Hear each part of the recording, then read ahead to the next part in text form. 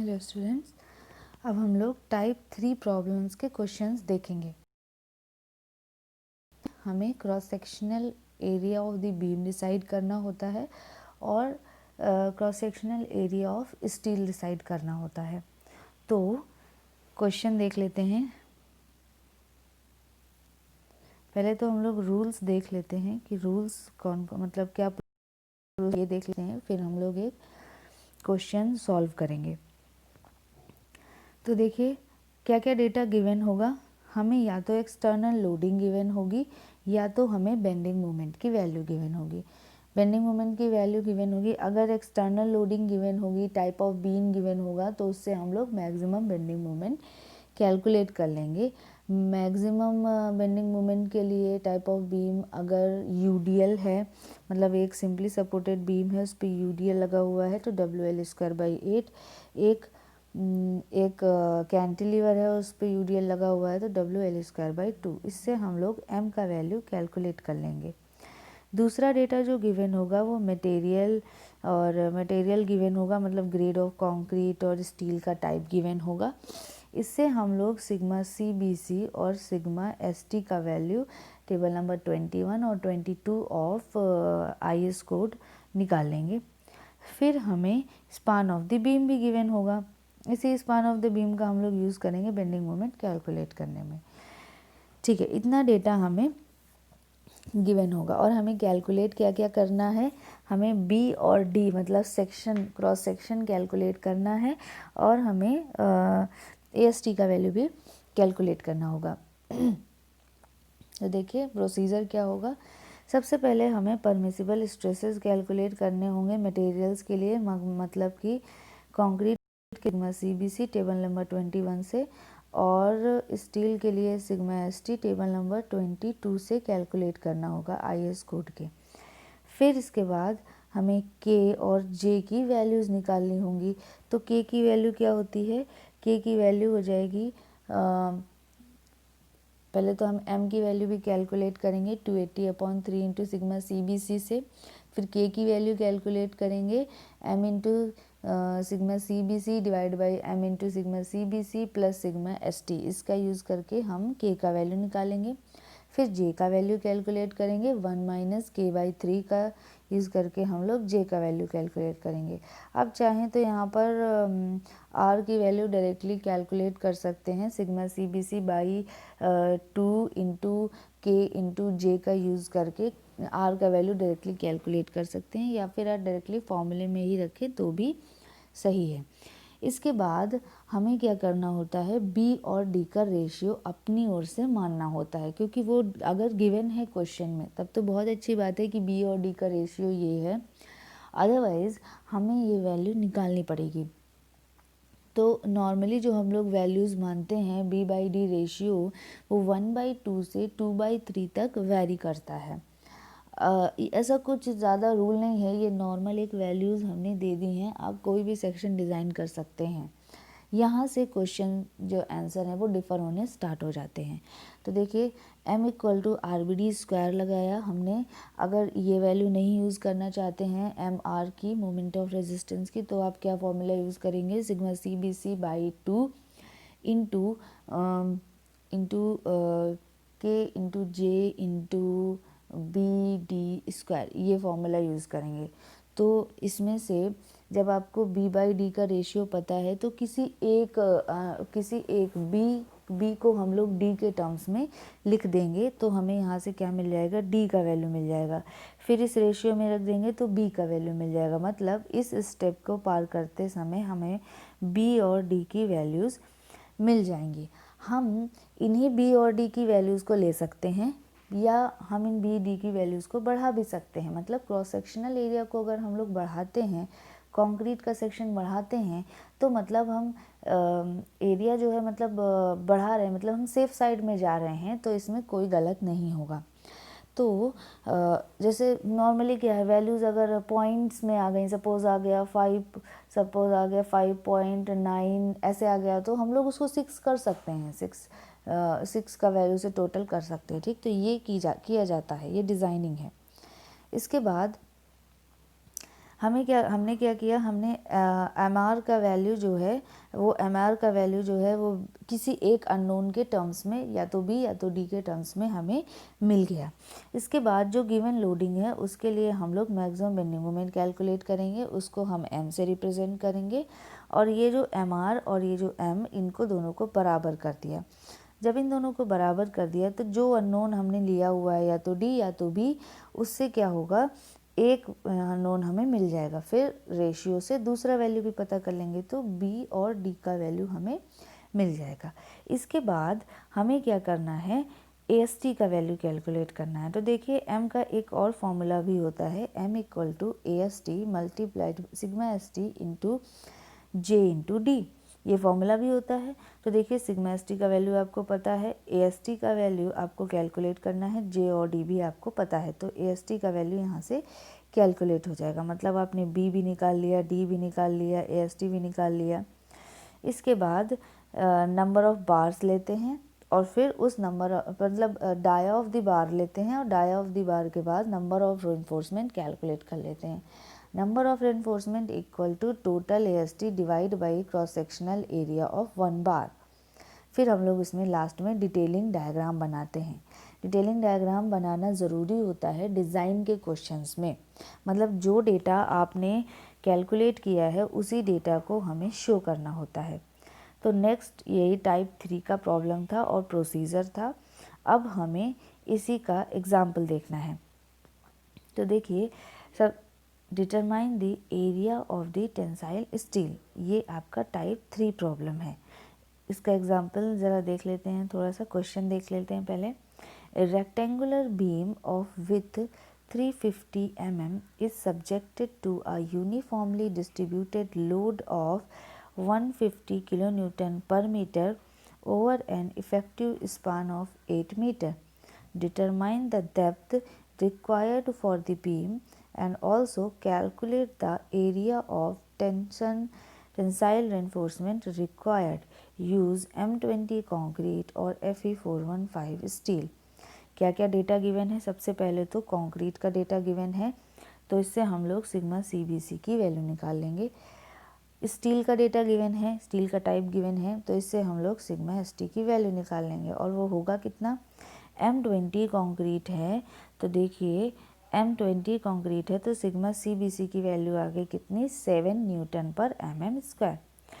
Fe 250 given है तो sigma ST का वैल्यू हो गया 140 न्यूटन पर mm स्क्वायर। अब देखते हैं और क्या डेटा गिवन है। विथ गिवन है ऑलरेडी, चलिए कुछ तो काम, अगर विथ गिवन है तो हमें B/D रेशियो मानने की ज़रूरत नहीं पड़ेगी। मान लीजिए विथ भी ना गिवन होता तो हमें B/D रेशियो से काम करना होता। तो विथ गिवन है तो हमें सिर्फ D का वैल्यू निकालना है। यूडीएल गिवन है, यूडीएल कितना, 15 किलो न्यूटन पर मीटर का यूडीएल गिवन है। इफेक्टिव स्पान गिवन है, तो हम लोग ये माना हमने सिंपली सपोर्टेड बीम, यूडीएल इस पे लगाया कितना, 15 का 15, तो WL²/8, इससे हमने क्या किया, M का वैल्यू कैलकुलेट कर लेंगे। M का वैल्यू हमें पता चल गया। हमें क्या करना होता है, M equal to moment of resistance, तो मोमेंट ऑफ रेजिस्टेंस का वैल्यू भी कैलकुलेट करना पड़ेगा। तो देखिए क्या क्या डेटा गिवन है, ये विथ गिवन है लेकिन डेप्थ या टोटल डेप्थ नहीं गिवन है, ये डेटा गिवन है, इससे हम लोग M का वैल्यू निकालेंगे। तो देखिए सबसे पहले हम लोग जो हमने रूल्स देखे थे उसमें क्या थे, स्मॉल m का वैल्यू कैलकुलेट करना है 280/3 into sigma CBC। Sigma CBC की वैल्यू हमें पता है, m का वैल्यू कैलकुलेट हो गया। फिर इसके बाद हमें k का वैल्यू कैलकुलेट करना है, m into sigma CBC divide by m into sigma CBC plus sigma ST। Values m का वैल्यू भी पता है, सिग्मा CBC भी पता है, सिग्मा ST भी पता है, सभी वैल्यूज़ रख दी। k का वैल्यू हमें क्या मिला, 0.40 मिला। j का वैल्यू कैलकुलेट करते हैं, 1 - k/3 की वैल्यू अभी अभी कैलकुलेट किया है, इससे हम लोग j का वैल्यू कैलकुलेट कर लेंगे 0.867। इसके बाद हमें मैक्सिमम बेंडिंग मोमेंट कैलकुलेट करना है, WL²/8, W का वैल्यू 15 इंटू 8 का स्क्वायर डिवाइड बाई 8 यानी 120 किलो न्यूटन मीटर। लेकिन हमारा जो मोमेंट ऑफ रेजिस्टेंस है वो न्यूटन mm में है, तो हमें इसे किलो न्यूटन मीटर से न्यूटन mm में लाना होगा 10⁶ का मल्टीप्लाई करके। इसके बाद हमें मोमेंट ऑफ रेजिस्टेंस कैलकुलेट करना है। तो moment of resistance sigma CBC divide by T into B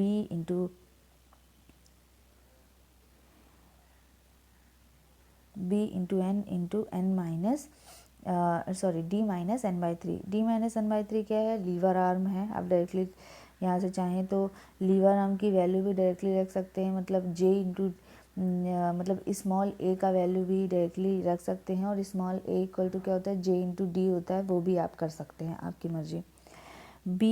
B का वैल्यू ऑलरेडी गिवन है। N इक्वल टू क्या होता है? K into D, neutral axis K into D, K का वैल्यू हमें पता है, D अननोन है। सिग्मा CBC का वैल्यू है 7। तो इससे इस तरह से हमें MR का वैल्यू मिला, लेकिन D के टर्म्स में मिला, D के टर्म्स में मिला। और M हमें पता किया, हमने अभी कैलकुलेट किया है WL²/8 से। तो MR equal to M, moment of resistance equal to maximum bending moment. इस तरह दोनों की वैल्यूज़ को बराबर किया और D की वैल्यू निकाली। और अब देखिए D का वैल्यू, स्मॉल d का जो वैल्यू आया है वो क्या आया है? 531.58 mm। हम इस D, ये जो D रिक्वायर्ड है, ये जो वैल्यू आती है ना, ये D रिक्वायर्ड आती है। तो ये D रिक्वायर्ड, इससे कम इफ़ेक्टिव डेप्थ हम नहीं प्रोवाइड कर सकते हैं, लेकिन इससे ज़्यादा हम प्रोवाइड कर सकते हैं। इस चीज़ को हमेशा ध्यान रखना होगा आपको। जो कैलकुलेटेड वैल्यूज़ आती हैं और आप जो वैल्यूज़ प्रोवाइड कर सकते हैं, वो दोनों अलग अलग होती है। हम डेप्थ के केस में जो डेप्थ आया है, उस डेप्थ को हम इंक्रीज़ करके यूज़ कर सकते हैं, लेकिन उसको डिक्रीज़ नहीं कर सकते, क्योंकि जितना डेप्थ रिक्वायर्ड है उससे कम हम नहीं प्रोवाइड कर सकते, उससे ज़्यादा प्रोवाइड कर सकते हैं। और हमें जो एक्चुअल वैल्यूज़ जो कैलकुलेट होकर आई हुई होती हैं, उनसे ज़्यादा डेटा हमें कैलकुलेट करना ही पड़ता है, क्योंकि जो वैल्यूज़ आती हैं, पहली बात तो वो पॉइंट्स में आती हैं। तो पॉइंट्स में आएंगी तो उनको ऑब्वियसली आप जब एक्चुअल फील्ड पे काम करने जाएंगे तो क्या वैल्यूज़ को पॉइंट्स में आप मेज़र कर सकते हैं? क्या नहीं कर सकते हैं।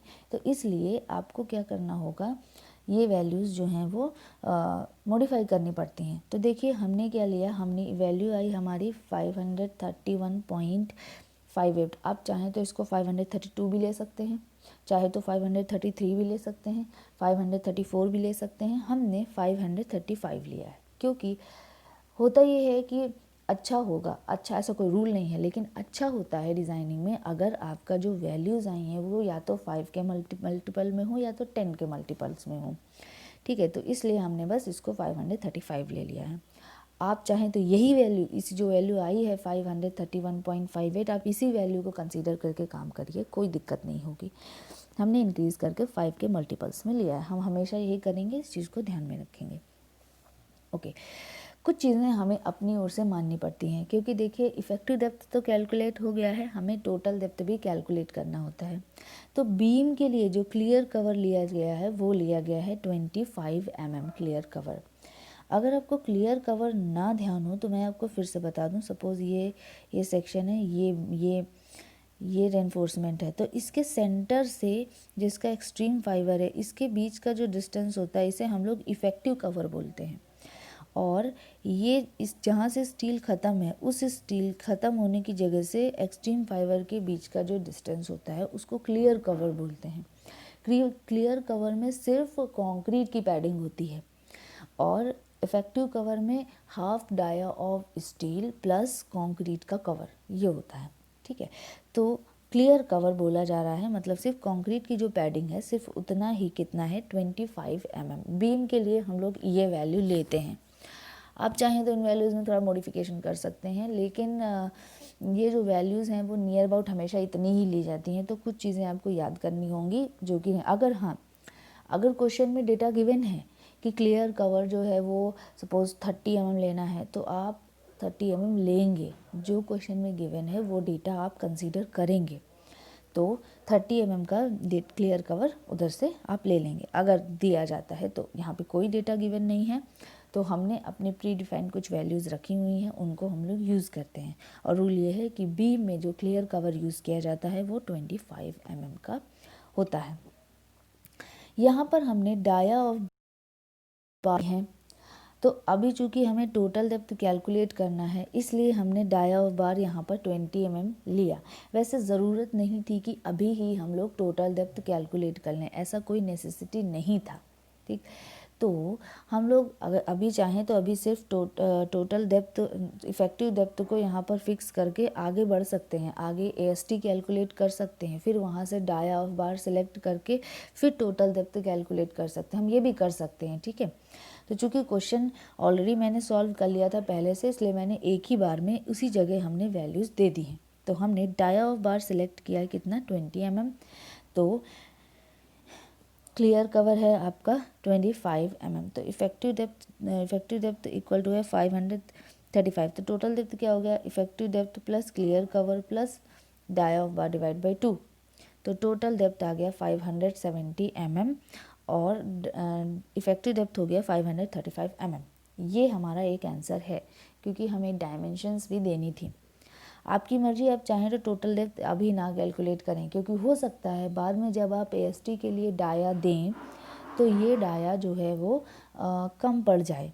तो डाया जो है हो सकता है आपको थोड़ा हायर डाया देना पड़े या फिर कम डाया देना पड़े। ठीक, तो वो थोड़ा सा अगर आगे गड़बड़ होता है, चेंज, अगर आगे कुछ अलग हमें डेटा लेते हैं हम लोग, AST के लिए अलग डाया कैलकुलेट करते हैं, तो फिर वही उस डाया को हमें यहाँ पर फिर से लौट के इस आंसर को मॉडिफाई करना पड़ेगा। ठीक, तो अब हम लोग एरिया ऑफ स्टील कैलकुलेट करते हैं। फॉर्मूला आपको पता है, ये वाला formula M = sigma ST into AST into J into D। J का वैल्यू भी कैलकुलेट किया हुआ है, लीवर आर्म डेप्थ फैक्टर है। D का वैल्यू अभी कैलकुलेट किया है 535। यहाँ से ये फॉर्मूला यूज़ करने से पहले हमें D की वैल्यू फिक्स करनी ही पड़ेगी। ठीक, AST अननोन है, वही हमें कैलकुलेट करना है। मोमेंट जो है वो वैल्यू आ जाएगी 120 इंटू 10⁻⁶ और सिग्मा ST की वैल्यू है 40। तो यहाँ पर अननोन है AST का वैल्यू कैलकुलेट हुआ और कितना आया, 1847.91 mm²। ठीक है, ये AST रिक्वायर्ड है, इतना AST मिनिमम आपको देना ही पड़ेगा। तो हम लोग नंबर ऑफ़ बार्स कैलकुलेट कर लेते हैं। डाया सिलेक्ट करते हैं 20 mm। चूँकि हमने ये डाया पहले ले लिया था, इसलिए हमने डाया सिलेक्ट किया। हम लोग इसको चेक कर लेते हैं, अगर सही नहीं होगा तो डाया हम लोग चेंज करेंगे। तो हमारा सजेशन ये है कि पहले आप लोग AST कैलकुलेट कर लीजिए, उसके लिए डाया सिलेक्ट कर लीजिए, इसके बाद टोटल डेप्थ कैलकुलेट करिए, क्योंकि ऐसे भी टोटल डेप्थ का कहीं भी किसी फॉर्मूले में यूज़ नहीं होता है। सिर्फ एक दो जगह आप लोगों को आगे मिलेगा, जब हम लोग मिनिमम स्टील रिक्वायरमेंट और मैक्सिमम स्टील रिक्वायरमेंट ये सब कुछ पढ़ाएंगे आपको, तब इसका यूज़ मिलेगा कि टोटल डेप्थ कैलकुलेट करनी पड़ती है। अदरवाइज़ कहीं पर भी आपको टोटल डेप्थ कैलकुलेट नहीं करनी होगी किसी भी फॉर्मूले में, हर जगह इफ़ेक्टिव डेप्थ ही कैलकुलेट की जाती है। तो देखिए n इंटू π/4 D², D जो है हमने 20 mm सेलेक्ट किया हुआ है, AST यही AST जो आया है ये वैल्यू AST कैलकुलेटेड, तो n = आ गया 5.88। अब चूँकि नंबर ऑफ़ बार्स वो या तो 5 होगा या तो 6 होगा। 5 हम अगर देंगे तो वैल्यूज़ डिज़ाइनिंग के हिसाब से हमारा क्वेश्चन सही नहीं होगा, इसलिए हमें नंबर ऑफ़ बार्स को क्या करना होता है, जो वैल्यू हमारी कैलकुलेटेड है उससे जस्ट पास में जो टोटल वैल्यू हमें मिलती है वो बढ़ा देते हैं। जैसे 5.88 आया तो हमें 6 दे देना है, 5.1 भी आया तो भी हमें 6 ही देना होगा। मतलब हम 5.1 को भी 5 नहीं लिख सकते, क्योंकि 5.1 रिक्वायरमेंट है, तो अगर 5 देंगे तो कम हो जाएगा, हमारा बीम फेल हो जाएगा, इसलिए हम लोग हायर साइड ही लेते हैं। तो मतलब हम लोग 6 बार्स प्रोवाइड करेंगे 20 mm डाया की। तो जब ये है तो AST प्रोवाइडेड कितना हो गया, 6 बार 20 mm डाया की, तो AST प्रोवाइडेड हो गया दिस वैल्यू। तो ये हमारा आंसर होगा, हम इतना AST प्रोवाइड करेंगे। तो देखिए हमने सभी चीज़ें कैलकुलेट कर ली हैं। हमने टोटल डेप्थ कैलकुलेट कर लिया, इफ़ेक्टिव डेप्थ कैलकुलेट कर लिया, कितनी नंबर ऑफ़ बार्स चाहिए, डाया ऑफ बार कितना होगा, AST कितना होगा, ये सब कुछ कैलकुलेट कर लिया है। तो अब ये रहा डिटेलिंग डायग्राम। डिटेलिंग डायग्राम मतलब जो भी चीज़ें आपने कैलकुलेट की हैं उनको आप एक डायग्राम में रिप्रेजेंट कर दें। यही डिटेलिंग डायग्राम जो है वो एक डिज़ाइनर जो होता है वो आगे हैंड ओवर करता है। वो कभी डिज़ाइनिंग आपने कैसे कैलकुलेट की ये सब कुछ नहीं देता है। वो एक बड़े से पेपर पे आप लोगों ने देखा भी होगा, कभी आप लोग प्लान दिखाया जाता है वो तो उनके साथ ये डेटा अटैच करके दिया जाता है। तो देखिए रेक्टेंगुलर सेक्शन था, ये डेटा गिवन था, डी का वैल्यू कैलकुलेट किया है। डी का वैल्यू देखिए सेंटर से है, ये आपका इफ़ेक्टिव कवर है, ये टोटल डेप्थ है और इतनी नंबर ऑफ़ बार, जितनी नंबर ऑफ़ बार्स आई हैं उतनी नंबर ऑफ़ बार्स बना देनी होती हैं और रिप्रेजेंट करने का तरीका ये होता है 6 बार्स ऑफ 20 mm डाया। तो ये आपका सिंगली बीम यहाँ से वर्किंग स्ट्रेस मेथड से यहाँ पर ख़त्म होती है। आपने 3 तरीके के क्वेश्चंस देखे, स्ट्रेसेस निकालने के क्वेश्चंस देखे, मोमेंट ऑफ रेजिस्टेंस निकालने के क्वेश्चंस देखे और डिज़ाइनिंग के भी क्वेश्चंस देख लिए। अब नेक्स्ट टाइम आप लोग क्या सीखेंगे, डबली रेनफोर्स्ड बीम सीखेंगे वर्किंग स्ट्रेस मेथड से। ठीक है, तो अभी के लिए इतना ठीक है। Thank you class.